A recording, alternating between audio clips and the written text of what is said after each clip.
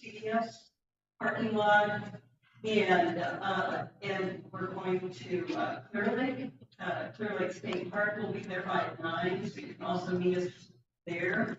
And please come. This is a great time to enjoy being together and birding and being with people who know their birds and where to find them. So please come. And now I'm excited to introduce our speakers.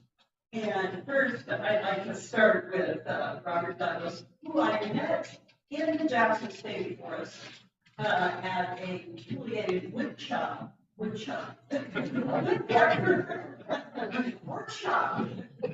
that he was participating in. It was organized by one of our speakers tonight, Kyle. And he just knows so much about wildlife. And so he's the biologist for 40,000 acres. And he has a big job. And one of the things that I found kind of exciting, interesting about his background is that he has worked with all kinds of different projects. And some of those have been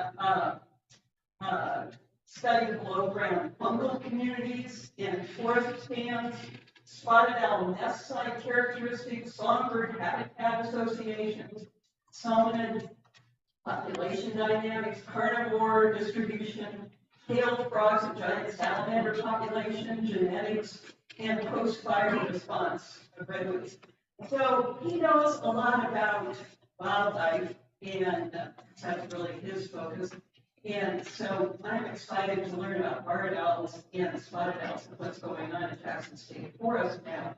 He's going to be, Kyle Farmer will also be presenting.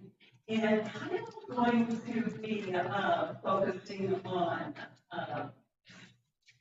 the ethics angle when we try to remove the species because it's getting in the way from the rest of the problem that we've created. It presents us with the ethical questions. And so Kyle's going to be explaining how at least one group addressed those questions. Now, Kyle is my nephew-in-law, and he's married to my niece, Tracy's group. So I'm excited that he's here presenting for us without further ado.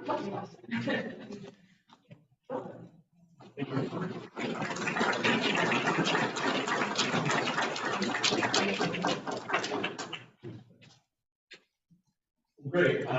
Thanks for having me. It's a pleasure to be here. And just a little disclaimer, the views expressed are not those of CAL FIRE, those are of my own. I just want to get that out of the way to start. And I just want to take the past year and a half. I've had the pleasure of working with Kyle as he works on contract as our public outreach coordinator. And I call him, he's our mobility instructor. He helps a lot of the nerdy foresters and scientists get out and actually talk, to members of the public and communicate and work on our communication, because that's something that, we haven't been doing very well, and there's a lot, going on the state forest. And just show of hands up, how many pay attention to what's going on in Jackson Forest? Does everybody know what's going on? Been a lot of public uproar, and that's part of the subtitle of my talk, at the forefront of demonstration and conflict, right? Because the topic tonight, what we're doing is a demonstration, and there's a conflict. There's an ecological conflict. But in anything in forest management, we have to think about what's going on here. Going the right way? It's not working. Sorry, please stand by. What happened? But anyhow, the aspect of doing forest management is, complex, and it's not just about flying. There's the social aspect of it, and that's something that we have to think about. These intersecting issues that occur. We have the science, and that's what I like to do. but there's also the social, political, and legal frameworks that come into play that eventually determine what we are able to do out in that landscape. And again, as scientists, we like to focus on doing the research and following the organisms out there. And sometimes, as you can see, Okay, we're good. We're good. as you can see here, this is what we've been experiencing the last 2 years, the community coming out and demonstrating against some of our timber harvesting projects that we have in the forest. And we haven't done a good job communicating, some of the issues and also addressing and listening to people's concerns. So in part, that's why I'm here tonight. And this is really getting back to the schematic here about forest stewardship. It's a complex activity of stewarding the forest. And yes, it's founded on scientific principles of ecology and ecosystem management, but we have to remember there are many social factors that feed into how forests are managed. And there's spiritual aspects, there's financial economics, there's a number of things that interact with political structures and are codified in public policy. And in our cases, we have a board of forestry which sets policy for the forest, and we have a system by which citizens can interact with our staff and the board to make recommendations of what occurs in the forest. And that's with the Jackson Advisory Group, Citizen Advisory Group, that does review projects and make recommendations. And they are an advisory body, but their opinions are important. And one other thing I wanted to make sure that I mentioned too is that part of the social framework that gets addressed is also traditional ecological knowledge and recognizing our indigenous knowledge systems. And that they historically played a role in traditional ecosystem management. And that's something that we've added a couple of new positions on the Jackson Advisory Group. One is one for representing traditional ecological knowledge and hearing what our indigenous people think to make sure that we're addressing some of those value systems. So again, forest stewardship, very complex, a lot of value systems that come to play in addition to the science. We have to think about that.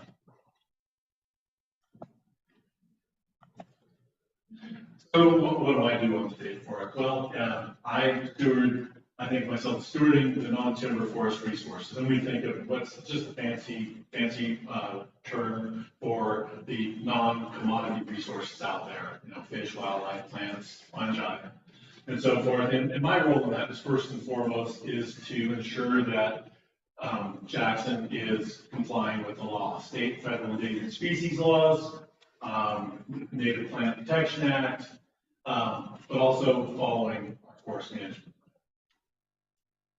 Research and monitoring is a big component of what we do on the forest. Jackson is a living laboratory, so various entities, academic institutions, non-governmental organizations can come out and they feel that they have a study that Jackson provides that laboratory to answer those questions. They can come out and put forth a study.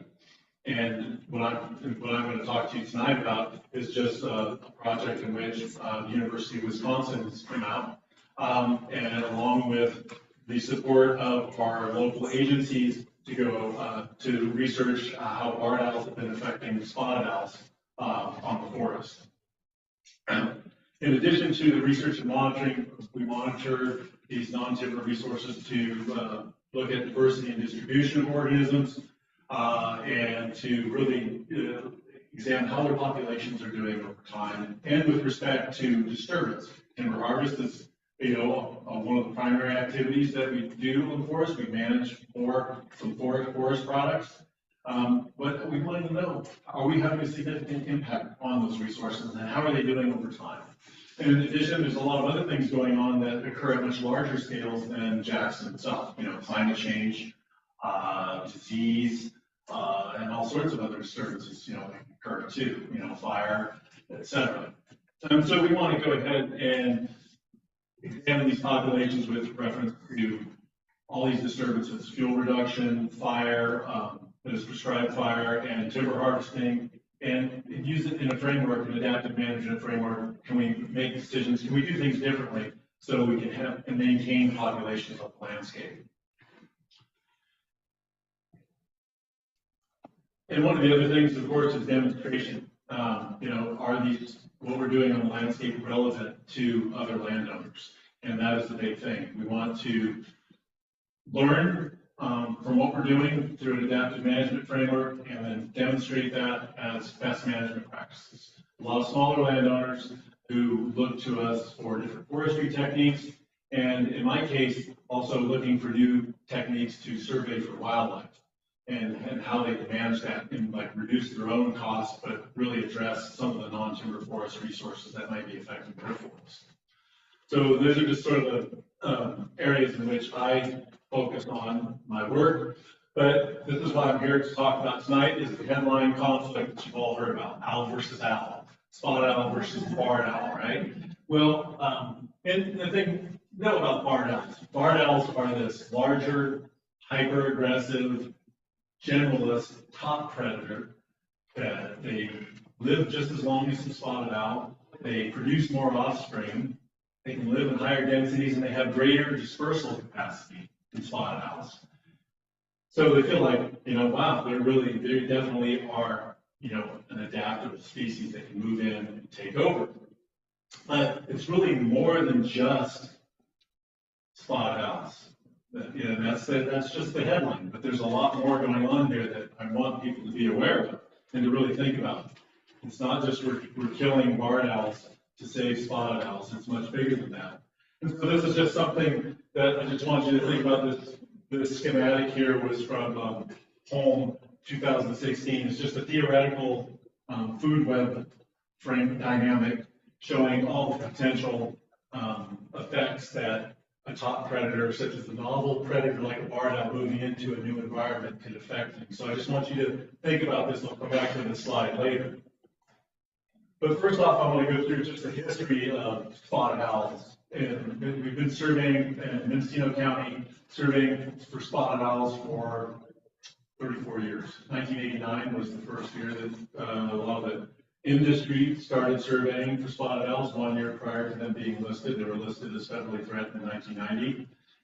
And we've amassed a lot of survey information. So it was always thought that spotted owls were rare on industrial timberlands that had been severely over-harvested.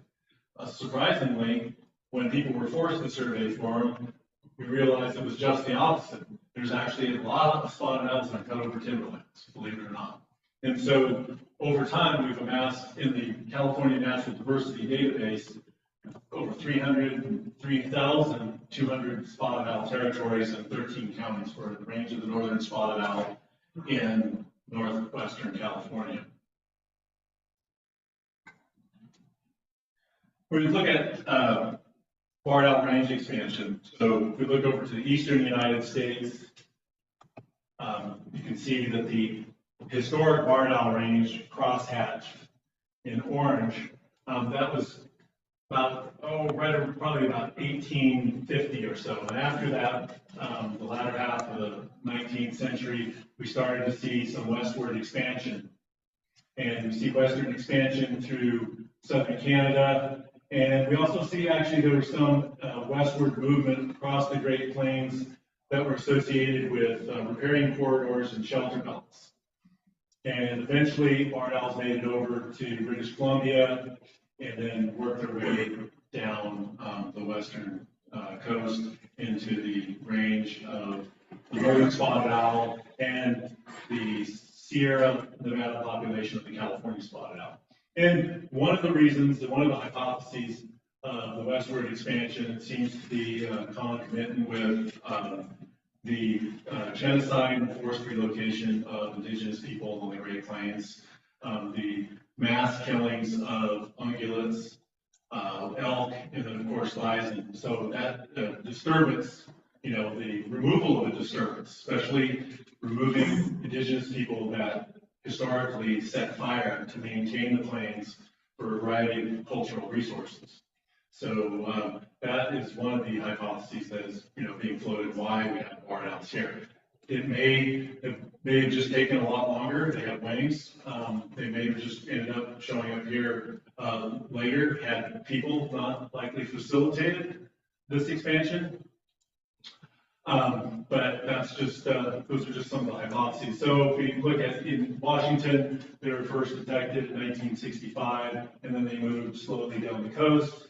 Oregon, 72, California, 76. Mendocino County has a record. It's actually at the Mendocino Woodlands in 1978. That's in the CNDDB. And then it's funny because on Jackson Demonstration State Forest it says 1997. Well, that location is actually near the Woodlands. So really, barred owls were here probably on Jackson before 1997. It's just that a bunch of these surveys that have been conducted for spotted owls on Jackson were largely project-based and not conducted on an area-wide basis. But things have changed.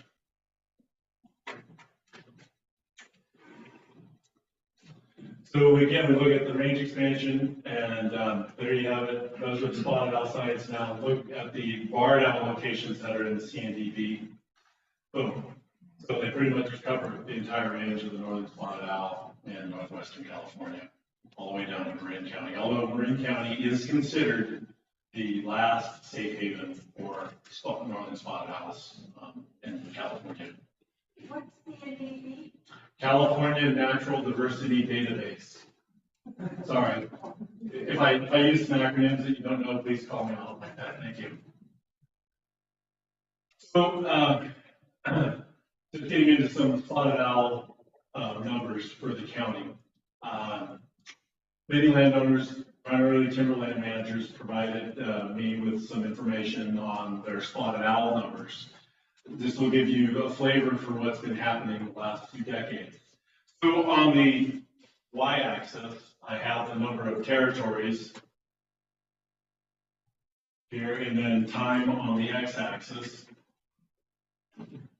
And again, these data are from 500,000 acres of timberland in Mendocino County. And they're just simply based on empirical counts. So they survey a significant portion of the property every year, and they go out and they follow up nocturnal spotted owl detections and then find territories and determine the occupancy status of those territories. So spotted owl pairs have been declining in Mendocino County for the past, since 2015. And if we look over to the left side of the graph, from 2000 to 2010, you see this sort of cyclic pattern. And these are the number of pairs, the numbers of pairs of spotted owls on the 500,000 acres of land. And it's cyclic. When we get to 2010, 2011, there's a little bit of a bump. There was also a change in survey protocol at that time. In addition to pairs, we also look at the number of territories with singles, but I think pairs are the most critical because they're the ones that obviously can produce offspring for future generations. But also the pattern over this time period was we had kind of a cyclic pattern of single birds, and then we started seeing it starting to increase around 2005, 2006. And then after 2016, the pairs, the singles and the pairs started to both decline. Now, interesting, so there shouldn't be any surprise here, right? This is a pattern that's seen throughout the range of the spotted owl, just occurred at different times, right? Started from north to south. So we started seeing a lot more spotted owls in the early 2000s, a lot more barred owls, the blue bars, at spotted owl territories in the early 2000s. And then after 2006, they started to increase every year. And the thing you have to be aware of is that these detections of barred owls were incidental detections of barred owls. They were detected while people were conducting spotted owl surveys. Okay, so they weren't surveying for barred owls. And what many people have found when they started doing barred owl surveys that they likely underestimated the barred owl population by, some people even said 50%. So you can see here as the barred owls increase, we get to a point and the spotted owls decrease. I don't know how many times it has to be repeated, but that's consilience and science. What happened about reproduction? Well, I'm not going to bore you with reproductive numbers, but just to say that I did look at the patterns. And spotted owls, again, usually in the previous 20 years were very cyclic in the reproduction. They'd have a good year, an average year, and a bad year. Usually bad year would coincide with early spring rains, like when they're incubating. Makes sense. A lot of songbirds will have poor reproductive success if there's rain or severe cold while they're incubating. So that's something that we would see. Spotted owls, dry springs, we would have a banner year. We could have 50 or 60 nests.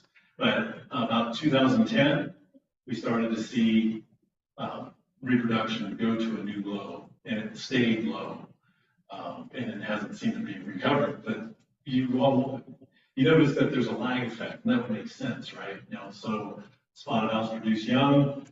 Most of those young probably don't survive the first year, but those that do, they kind of become these non-territorial, these floaters that wait for an opening. So it takes a few years for that to happen. So lower reproduction means, lower potential for, providing offspring to future generations. We see that there's a lag of probably, 5-6 years, and then boom, it started to happen. So you see this crash, this much lower level of spotted owl occupancy on the landscape.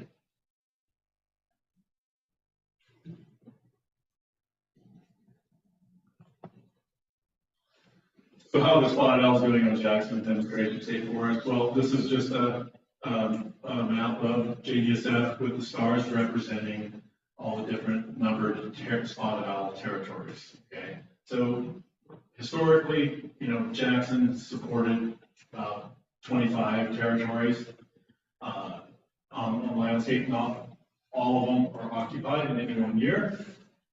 And this is just, one thing that the pattern of pair occupancy on Jackson is very cyclic here. And I just want to say that most of the time that surveys were being conducted on the state forest, they were project-based. So we didn't always really have a good sense for numbers. And I was talking with Mike Stevens, who's our local Paul Bunyan in Fort Bragg, who's a consultant, biologist, and a good friend. He had worked on the forest doing spotted owl telemetry from 2000 to 2006.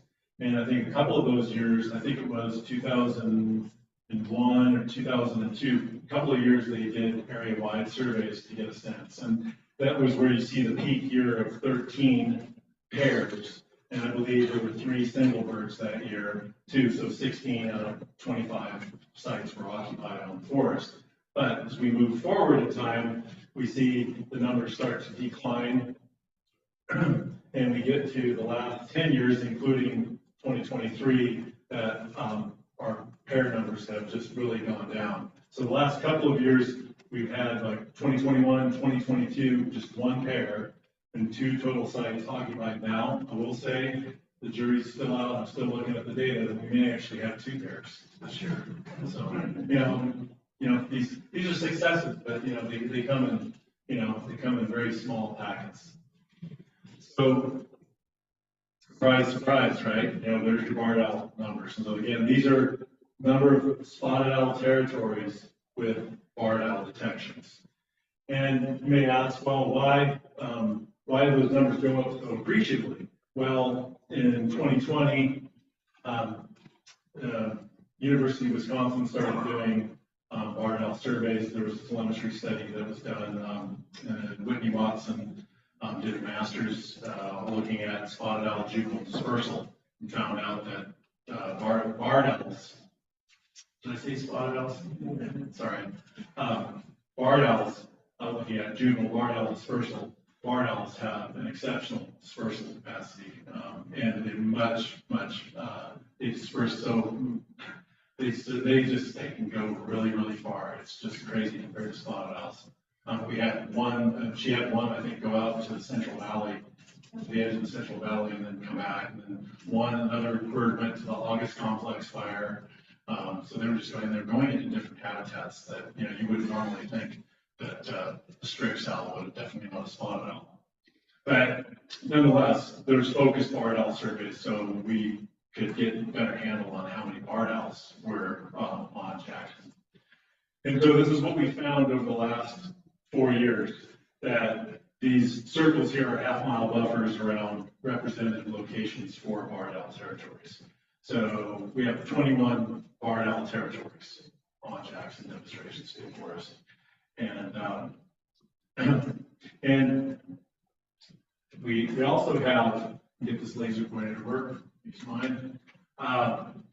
We have a site here. This was a pair this year, and it actually produced one young. First time in over a decade that there's been positive reproduction with spotted owls on Jackson. And then we had a new territory established here, and we may have a new territory here. And this may actually be a pair. So those were really the only 3 sites on Jackson we had some occupancy this year. Yes. How do you determine where the territories are? So we go out and survey at night, and if we get a detection, we follow it up in the daytime. And then ideally, when we follow it up in the daytime, we like to interact with the bird, provide them live mice, see what they do with the live mice. Do they have a mate? Do they catch the mice? Do they bring it to a mate on a nest? Or if it's later in the season, do they happen to bring it to a fledgling? So it's not uncommon for us to go out and find a bird in July that we hadn't seen all year and give it mice, and it takes it to a fledged young. That hadn't happened on Jackson, but historically on other land bases that I've worked on in the county, that's one way we find late season. We find out that late season detections of territories we couldn't find actually nested. So this is lots of barred owls on Jackson.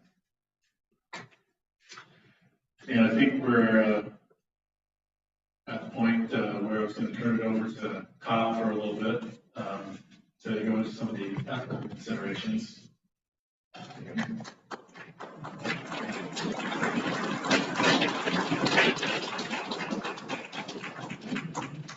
Well, there are at least 2 people in this room that do a better job on this talk than me. One of them is Robert that was here, and then Stuart Campbell has been providing some great advice on how to think about ethics here. Obviously, I'm not here to tell anybody how to think about ethics here, but I do think it's interesting because, for some of you, this might be the first time you're thinking about this. For some of you might have read a couple articles, but there have been really sort of intensive efforts to try to figure out what the right thing to do here is for over a decade at this point. So this is the Bob Salinger, the director of Portland's Audubon Society. Shooting hundreds, perhaps thousands of barred owls in perpetuity is a horrible thing to contemplate, but the possible extinction of the spotted owl is also profoundly difficult to accept. And this is kind of where a lot of the Audubon societies that have looked at this issue have arrived. There's a national Audubon position on it as well. I think Robert might have some of an article that was published at the national Audubon level. One thing I love about this subject is how in this incredibly polarized era that we are in as a country and as a culture, it just kind of cracks it sideways. So you have EPIC, the Environmental Protection Information Center, a group of lawyers that are tasked with suing timber harvest plans and trying to shift the way we do forestry. They come out strongly in support of barred owl removal. Meanwhile, some of the timber companies, the great demon timber companies are coming out pro, letting the barred owls live. So, it's not something that you could kind of split in this sort of more simplistic, animal rights, animal liberation, all these ways of thinking about ethics. It splits it for people. This is what William Glynn, who was an ethics professor at Clark University and the organizer of a group called the Barred Owl Stakeholder Group, who in 2008 brought 40 people together to really tear this issue apart. And it fascinated me because it sounded like an amazing effort to happen, right? It sounded like the kind of thing that if we could do stuff like this around more subjects, maybe we could get somewhere on them. So they had 40 people come together. It was led by the Forest Service in 2009. And there were 40 representatives from relevant government agencies, forest product industry, First Nations, wildlife rehabilitators, environmental nonprofits, and animal protection organizations. And they worked on a consensus Quaker model. I think they actually ran their meetings in a big Quaker circle. I don't know if you guys have ever been to one of these meetings. Sit in silence until you're called to speak. Stood up. And they eventually came out with these findings, right? And they came out with this very interesting ethical position, which is very temporary, and to me breaks some of the ways that we think about ethics. That sort of, we often think that if something is right, it's right forever, right? In this case, they said it's right as an experiment. We need to re-examine this. We need to continue to experiment, continue to look for options to avoid the continued lethal option. And then they also put together future considerations, which will be revisited pretty soon as this moves from being approved as an experiment to possibly being approved as a management technique. So we consider the possibility of sort of taking on this role into the future. And this was sort of the overall take from this group. According to the findings of the barred owl stakeholder group, the killing of barred owls for the benefit of spotted owls is tentatively justified, but is neither practicable in the long term nor ethical when it is used to ameliorate preventable harm done to a species and to the individuals who comprise it. So in terms of what I thought I may be able to offer as we kind of maybe talk about this afterwards and hopefully talk about this more in the community, is this idea that I started the slide with, which was what I was calling 6 owls. Because this really is such a complex creature within our culture, right? And so as we try to talk about this, we have, these 3 owls that are kind of like subspecies of the spotted owl. One being the creature, one being the way that the spotted owl has become a legal tool, and the other is a cultural icon. So as a creature, we have really what Robert's presenting on today, right? Like, what are the trophic cascade dynamics around this creature? What sort of intrinsic right are we committed to allowing this creature to exist under the altered conditions that we have created? But perhaps most importantly, and this is something that I was talking about yesterday with a lawyer from Epic, he was pointing out that if we don't do this at a large scale, at a really landscape scale, if it is hodgepodge together with certain landowners agreeing to do it, certain landowners next door maybe not, we really won't achieve what they achieved in the Sierra Nevadas, where they were able to push those populations back down to be able to sustain spotted owl, or California spotted owls with, I think Robert said 10 takes a year, which is really, at that point, we really are entering into what the barred owl stakeholder group thought might be possible. But we're also talking about the legal tool, right? This owl was selected. I really recommend a podcast called The Timber Wars, and it tells the story of this very sort of out-of-the-box thinking lawyer that said, well, I don't know how to, be able to try to push for protection of old growth, but I can protect this owl. And so I can kind of use it as a proxy, and I can pull this thing off. And here we are, 1976, we have the Nixon administration pass the Endangered Species Act, and we're still kind of using this crescent bench as a hammer all these years later as our primary way to try to protect certain things. So you can very easily get kind of confused between the creature and the legal tool. And then we also have this cultural icon, right? It's the cultural icon and one of the sort of originators of some of our really, bifurcations within our society. This is this famous shirt, Save a Logger, Eat an Owl, $12.95 plus $1 postage. And it's almost you if you're like me and were born kind of during some of this stuff and grew up, I knew all about the spotted owl in terms of what it means culturally before Robert finally showed me one in person just a few months ago. Right? So the barred owl is the same thing. We have the creature, this amazing journey. If you take the barred owl as your protagonist in this story, it's an amazing journey this creature has taken, right? An amazingly adaptable swamp bird who's now, going and visiting fires. But you also have the barred owl now as a legal tool that I've heard there are people who are excited, to no longer perhaps have to deal with some of these legal restrictions. I didn't know what picture, but I thought it was interesting how well and how fully we've integrated and sort of adapted to the Endangered Species Act guidance for real estate developers on complying with the Endangered Species Act. And then you also, in a really interesting way, have this cultural icon. I can't tell you, as I've talked about this with people, there are people who are severely disturbed by this concept and have said, I'm an immigrant. And the idea that we would shoot immigrants is just sort of terrifying to me. And I've talked to a German immigrant, a Mexican immigrant, who are very sort of jarred by the kind of cultural ramifications of this. So when we're thinking about these birds rather than these two birds, we could very easily get into some pretty weird and pretty dysfunctional conversations in ethics, right? If we're trying to compare the creature to the cultural icon, as I did with a German Berkeley student a few months ago, we weren't going to really arrive at any really positive ethical outcome in that conversation.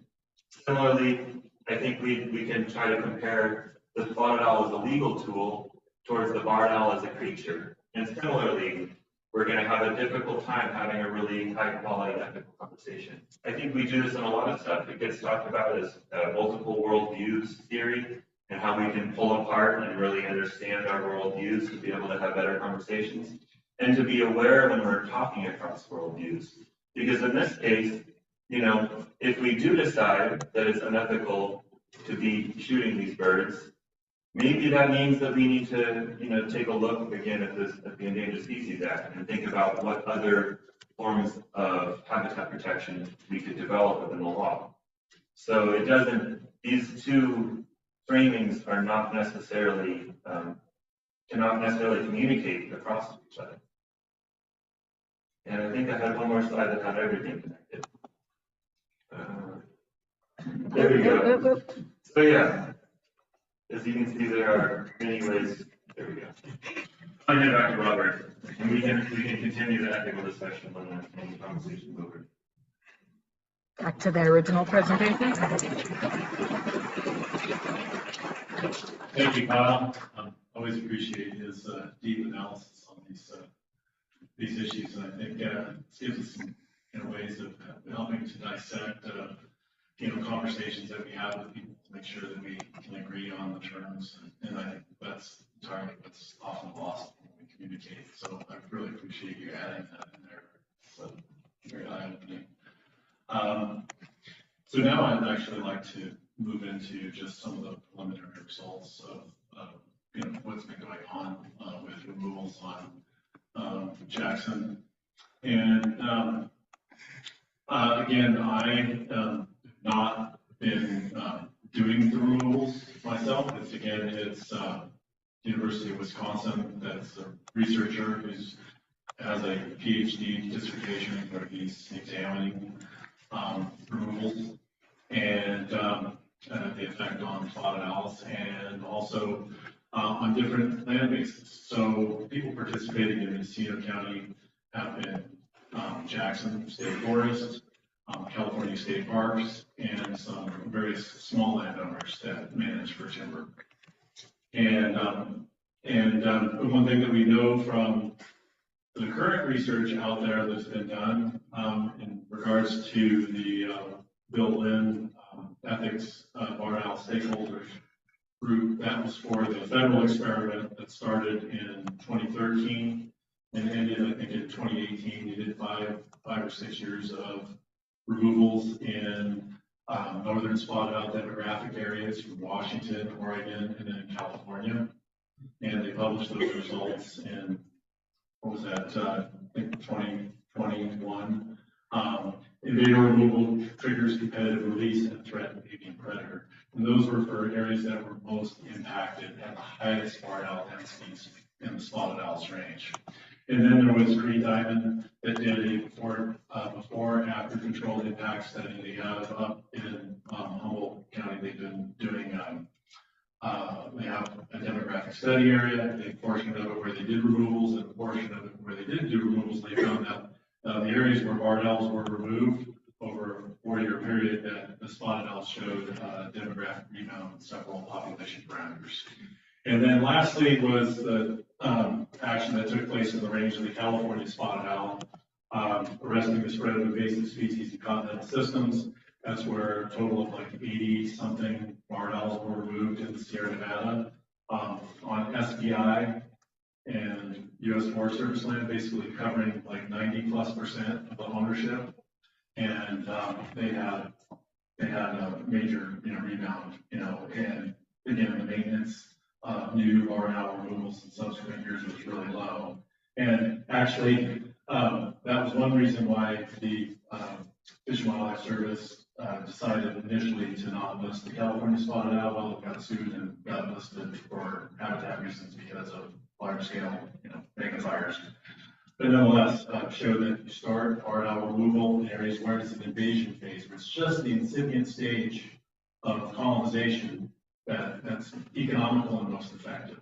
And so that's what Danny Hofstetter had done in the Sierras, and he's working in Mendocino County, applying it, on forest lands here. And the thing is, just want to say about Mendocino County that's interesting now, that it serves as a demonstration, is that there's a lot of different landowners, and landowners' position on barred owl removal has evolved over the last 15 years. There were some that were supportive of it initially and then decided against it. And a lot of people cite it's controversial.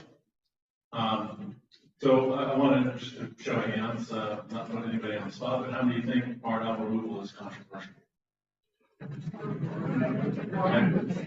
Okay, so how many think that cutting trees is controversial? Well, I think I saw more hands up for the barred owl. My thesis has been that harvesting trees is more controversial than removing barred owls. And what's been playing out on Jackson has been just that. So I just couldn't help but note that observation.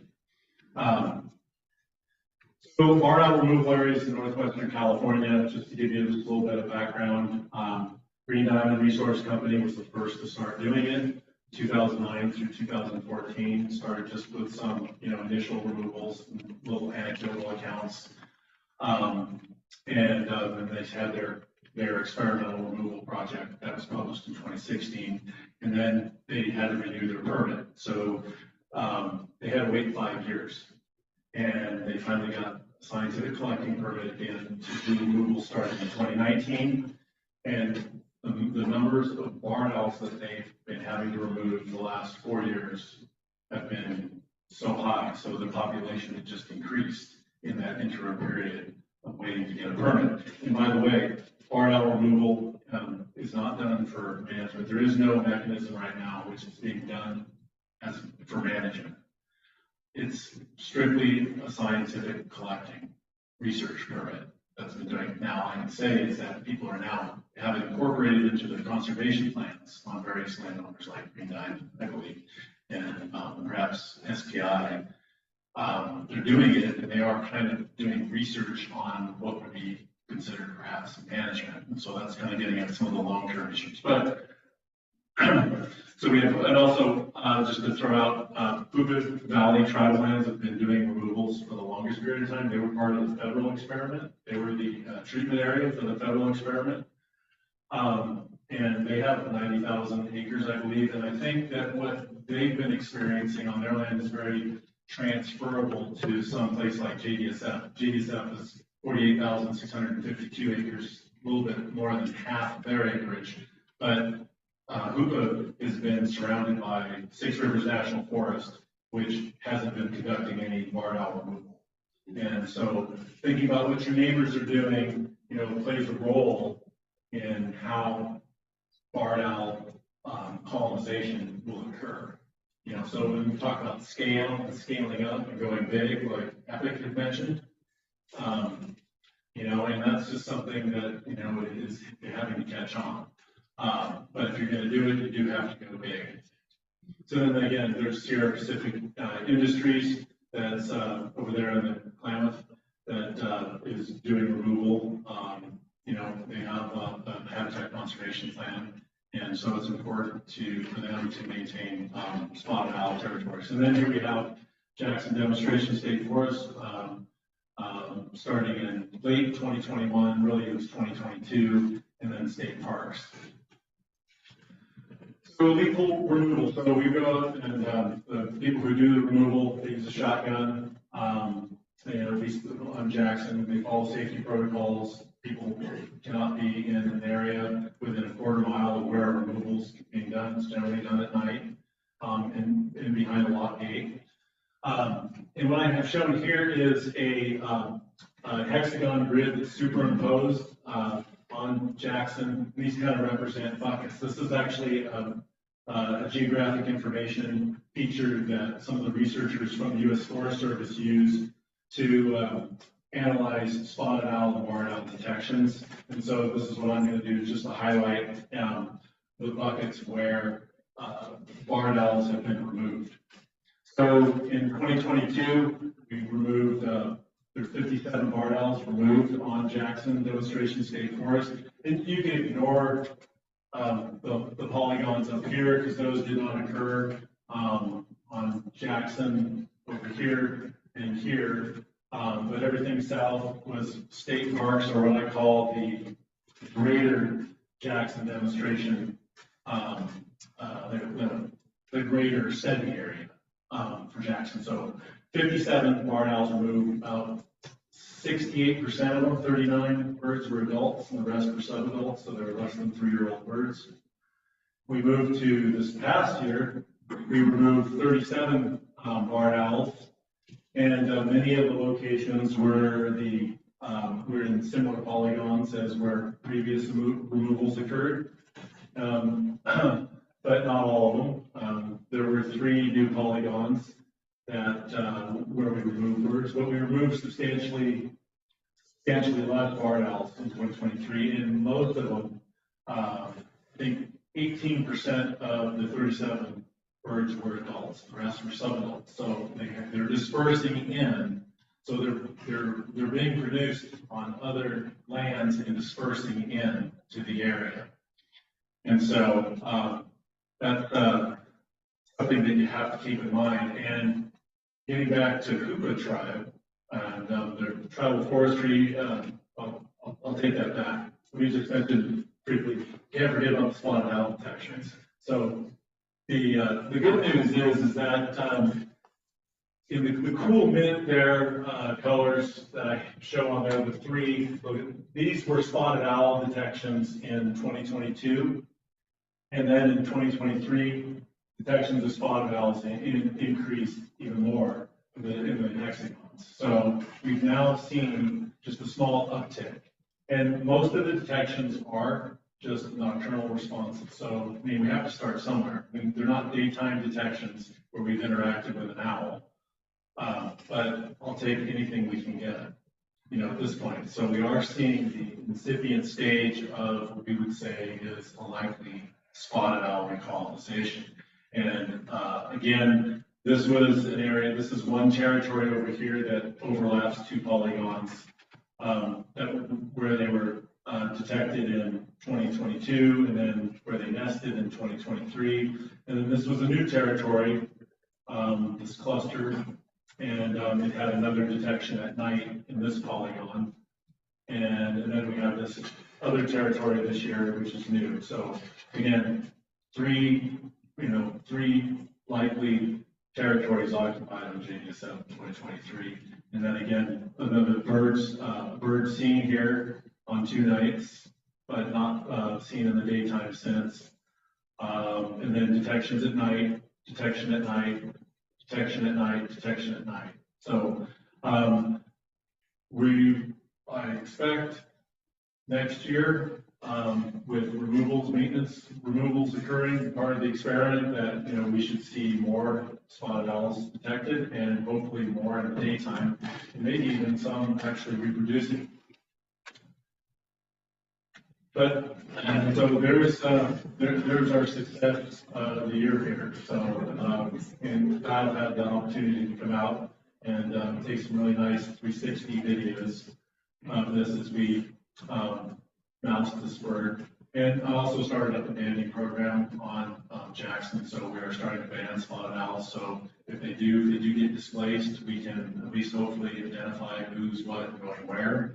And then we also are banning, we did ban the fledgling. But lessons learned from other land creeks.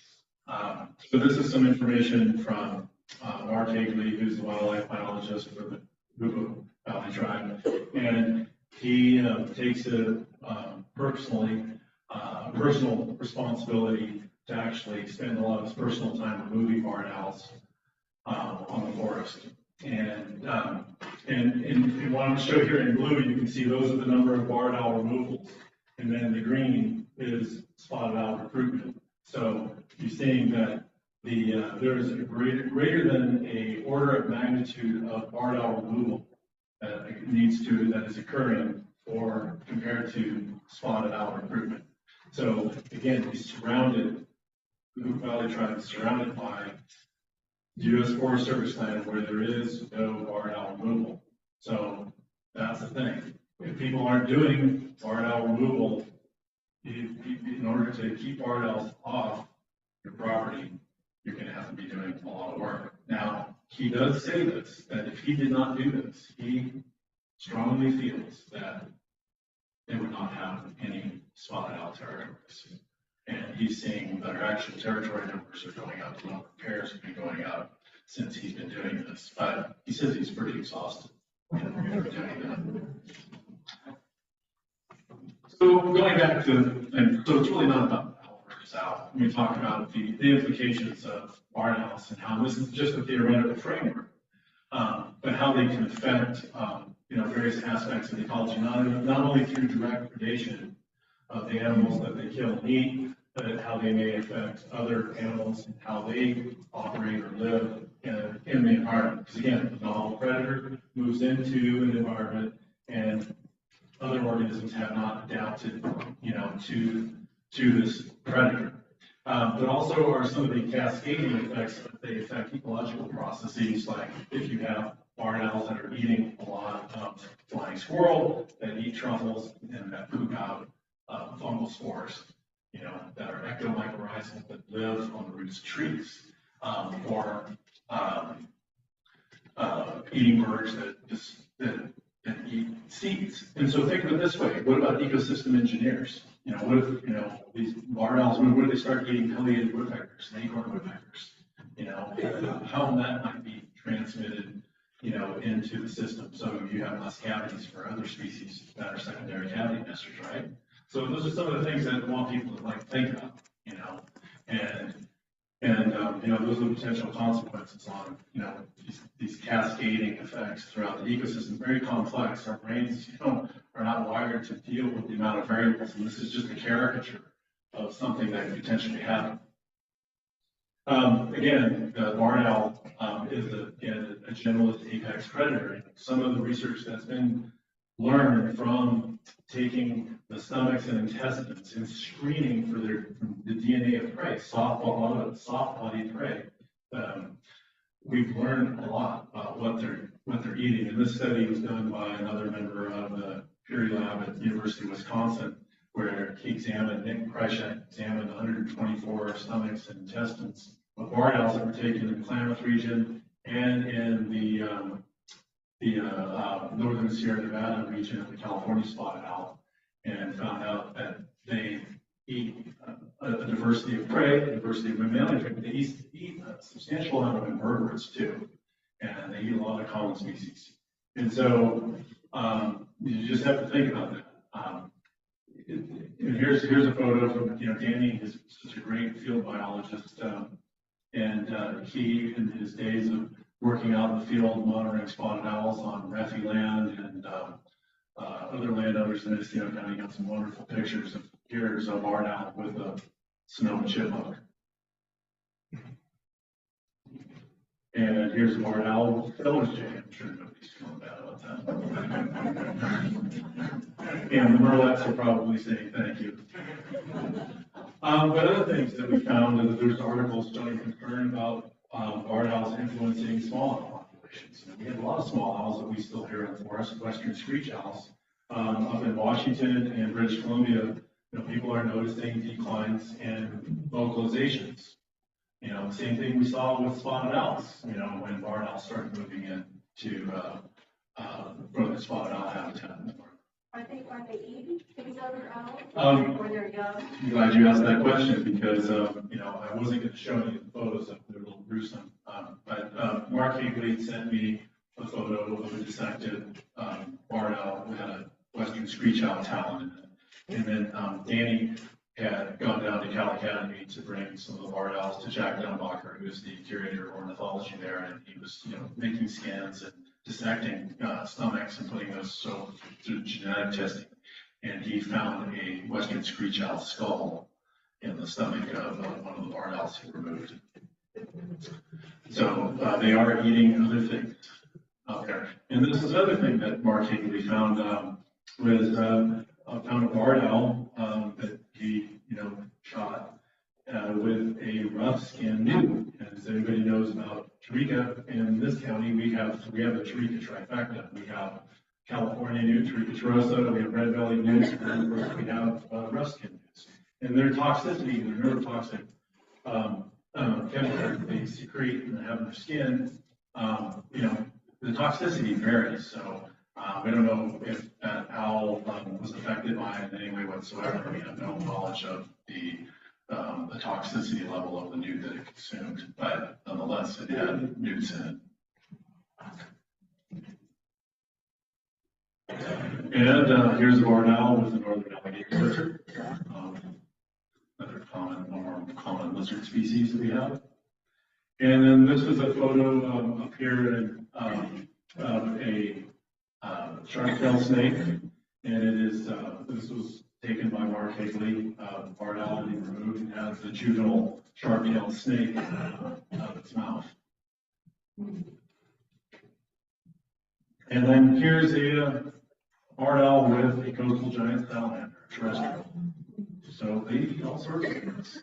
And the thing is that these are like really rare shots to get. I mean, just amazed that Danny got all these shots. But Nick's DNA metabarcoding study showed that he found the same species, in the barn owls, just genetically in their stomachs. And then this was another interesting thing. I unfortunately didn't make it out on this trip, but Danny and Mike Stevens were out on the woodlands one night, and they removed one of the barn owls there. And he thought that it was like its trachea, or he shot the bird, and it was, part of it was hanging out. Well, it turned out that there was an ensatina, a live ensatina, stuck, right on its throat, in the face of its feathers, and it was still alive. And what we assume is that if you look on the right, those are photos of an ensatina that my oldest daughter had harassed, and they produced this toxic exudate. It's likely that the barn owl was feeding on the ground and sniffed at that ensatina, and it produced that, and then it tried to pick it up, and then it got stuck in there. And I'll tell you that if he didn't remove that barn owl, that ensatina would have been desiccated in another day or two. So it was freed. So there's a happy ending for the salamander there. If there's any consolation. And this was another photo that Mark Higley took. This is a wildlife camera that he had in his front yard showing that barn owls like to go out and eat earthworms at night. So just amazing adaptable species. But barn owls are a real concern, obviously, not so much for the common species, but again, real concern for listed species that have small populations. They can potentially impact things like the marble burlet, which there's only a few breeding sites in Mendocino County. Point Reno mountain beaver, another species that's fragmented range, isolated species. And I know that spotted owls even eat mountain beaver, and then California red-legged frog, and then of course salmon. It's just to name a few. So those are things that we think about. The potential consequences. Could there be downstream effects? Could we have other listings that's resulting from barn owls, eating other species? So something that's always kind of hard to manage things when you have like endangered species that are eating each other. You know, what do you do? Well, you know, this is particularly one-sided.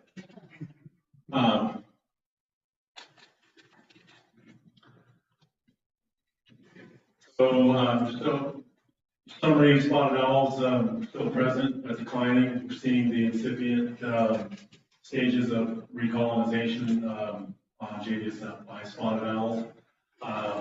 But the issue is how is this going to play out if other landowners, you know, are not removing barred owls? You know, is it, you know, how much work is that going to be? How much time and effort?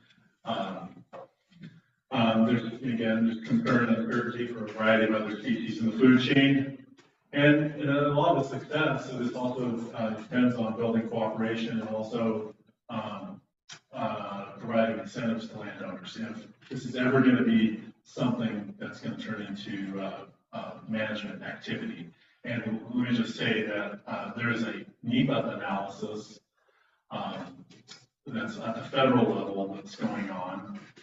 And that's for the federal management strategy. So I believe in January of 2024, there may be a federal barred owl management strategy. Don't quote me on it. It's just a rumor that I heard.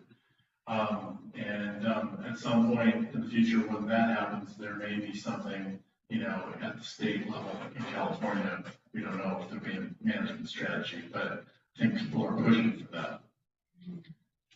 And again, this is research, it's done with a permit. The barred owl carcasses are leveraged for other research, population genetics, looking at prey, looking at rodenticide exposure, etc. So trying to leverage, you know, the use, you know, of these carcasses that are being generated from the removal study.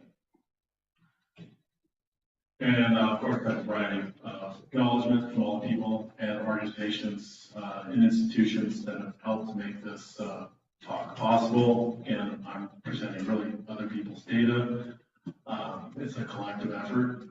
This project just to learn about barred owl population dynamics on smaller, mid-sized forest lands.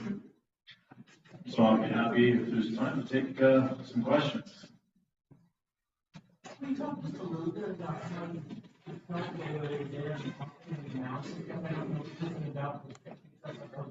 Okay, so you want to know about how we interact with spotted owls to assess occupancy, pair status, and reproduction. So when you get, again, we go at night, we survey for spotted owls. We get the detection, so we play spotted owl location calls, we get a response. We note that location, and ideally we want to go follow that in the daytime. Because we're trying to find where they produce, not necessarily where they're foraging. We want to find where they spend most of their time. So they're what they call a core area. So we would usually go back and survey early in the morning, you know, just at sunrise, and walk around and move and try to get a bird to respond. Once we find that bird, we present a live mouse to them. We just take a live mouse, we carry them in containers, we put them on a stick, and they come down and take them, and we watch what they do with it. A lot of times they eat them, so you have to kind of get through a few mice, they eat, and then you want to see what they do with it after they've satiated themselves. Do they take it to a mate? Do they take it to a nest? Or do they catch it? And then you have to spend the requisite amount of time and then, like, okay, we ate 2 mice, catch 2, and held the 5th one for, you know, a half an hour. So, you know, it's depending on the time of year, it could be nesting unknown, it could be non-nesting status. You might get that visit, but you probably want to go back a couple of more times, you know, throughout the season. If it's between, you know, March and, you know, July 31st to, you know, assess what the occupancy status is. Because sometimes there's a pair there, there's a female on a nest, and she's quiet, and she may have already been fed a big wood rat. So the male is just, you know, hanging out. So it takes, you know, takes some time. So did that answer your question? So there's another question over here. Yeah. You know, with the old growth forest, when it was first listed, that was the killing. People were using that now to just protect the old growth. So, I'm hearing tonight, it doesn't sound like the protection is all that strong. Right, and I mean, yeah, well, there was a paradigm shift, and let's say, when we talk about spotted owls and old growth, they are a species that have evolved in old growth systems. Okay, they have long lifespan, they have low reproductive output, and they have high parental investment in their offspring. You know, and that's what we call in ecology, we call it a key strategist.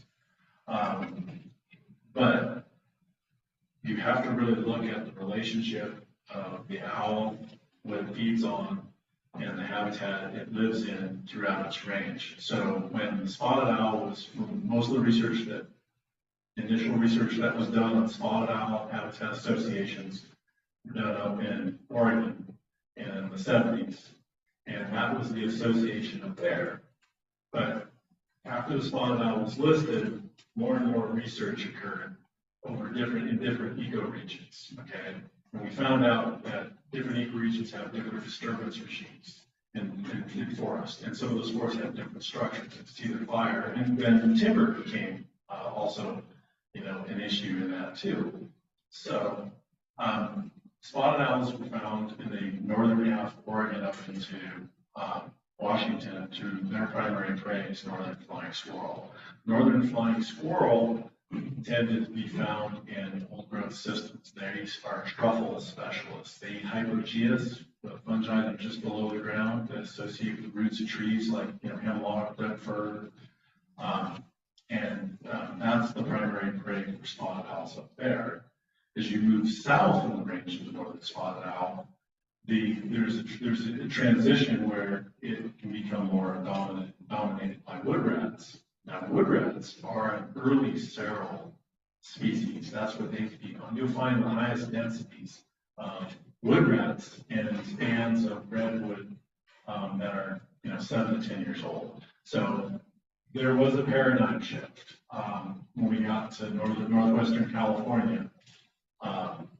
That if you maintain really nice residual stands, could be residual old growth stands that had different stages of different ages of forest around it that supported your primary prey, you can have high densities of northern spotted owl. There's places like very industrial forest lands like Green Diamond up in Humboldt County, have high densities of northern spotted owl, yet they were largely devoid of old growth forest, other than maybe, single residual trees here and there.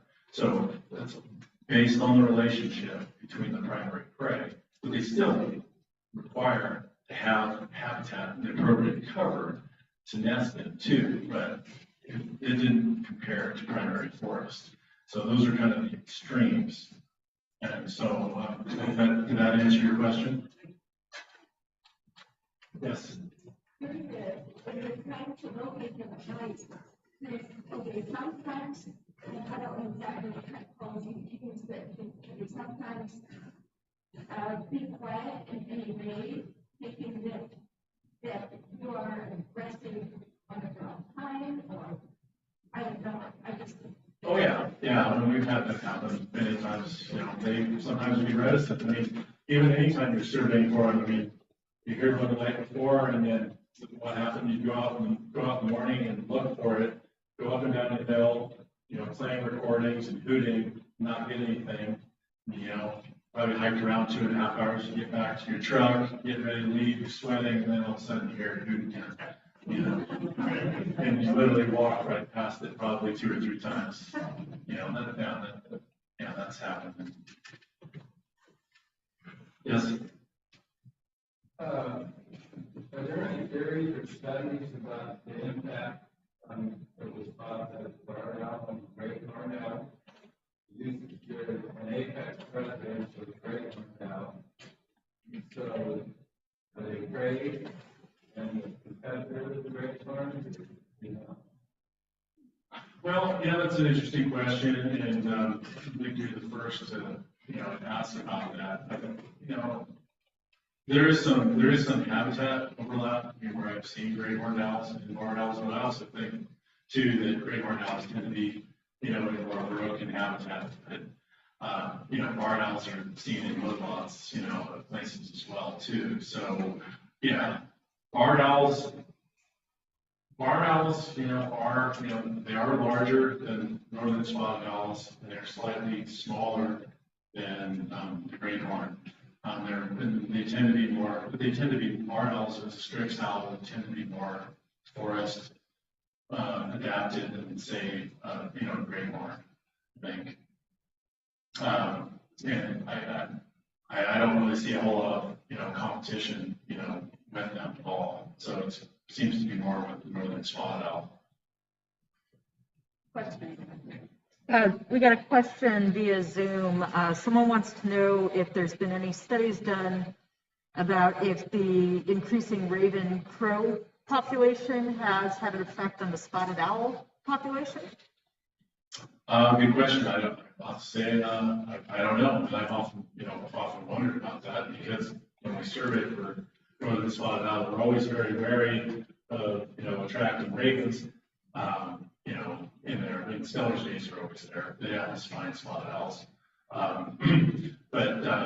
But I do recall being, around spotted owls and when there's ravens flying around here, looking around. So I don't have an answer. I don't know if any research that's really looking at that. Yeah, barn owls. Are the people that east complaining about native species being wiped out? That's a question that people ask for, I'd say I don't have an answer to that, other than, they probably go evolve with a lot of species over there, since that's their, historic, range. And it's just, when we look at it from a novel standpoint, there's some time that it takes species to, adjust, behaviors to something that's new, they haven't experienced before. Yeah, I know that the grants including sharks started figuring out they got better. Right. And I think, it seems like there's actually a lot, federal law that have to coil barn owls all across the country. Keep migrating. It's like when you fill a boat, it works for a while and then. Sure, yeah, that's, people are trying to figure that out, but I don't think that anybody's gonna be required, to kill barn owls. My understanding is that anything that's being discussed in terms of like a management strategy isn't going to require anybody, but certainly, I guess, you can still have incentives for landowners to do that. You mentioned movement. Right. Nobody's doing that, they'll just migrate in. Sure, and yeah, that's an issue, but I also can see, from their standpoint, they manage for cultural resources, that's important, to their identity. And, barn owls can severely, impact whether or not it's, fisher, or affiliated woodpecker, which, those are cultural resources they manage for. There's another. I just wanted to get clarity, so the barn owl eats more food than the forest as a predator than the spotted owl, that would sign off on all these more specific things, what doesn't have such a vast impact.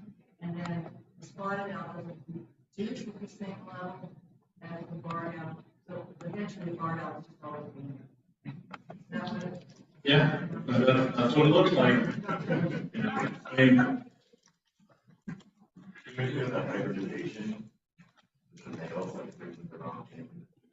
oh yeah, well, there is, some interesting hypotheses, where we have, hybrids.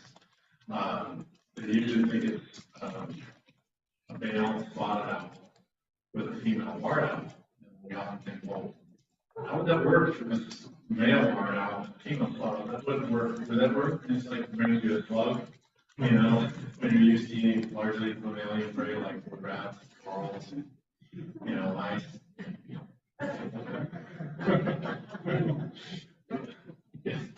Have there been any spotted owl shot by barred owl hunters? You know, that was a concern at one point. That was allegedly occurred, but it's been clarified now, and I still need to clarify that with the Cal Academy. At one point, somebody told me that some northern spotted owls were shot, but it's since been revealed to me that no, they were hybrids. And so hybrids, and it may have been hybrids weren't something that was on their permit. Although I know working with the University of Wisconsin that hybrids are on the permit and that they can also take up space, you know, for spotted owls. They can potentially produce, you know, F2 or backfrost generations with barred owls. I also know that that's a big concern when you think about how to scale this. You know, if we decided ethically and scientifically that it's the right thing to do, and you have PhD level scientists doing it, you can feel very secure that that's not going to be a problem. You try to hire somebody for $16 an hour to go Well, you know, for the life of me, I still don't understand, you know, how that could occur. You know, have you been out there to witness, you know, barred owls being removed, how somebody can make a mistake? You're just not following a protocol where you need to be looking, identifying, and keeping your eye on something. That if you look somewhere else, you have to start the identification process all over again, and not just say, "Oh, I saw a barred owl, I ran back to my truck and got my shotgun and came back and then shot the bird there." It's like, no, I don't think you do it like that. That's not safe. It's not appropriate. But I've been out. I just can't see how somebody could do that.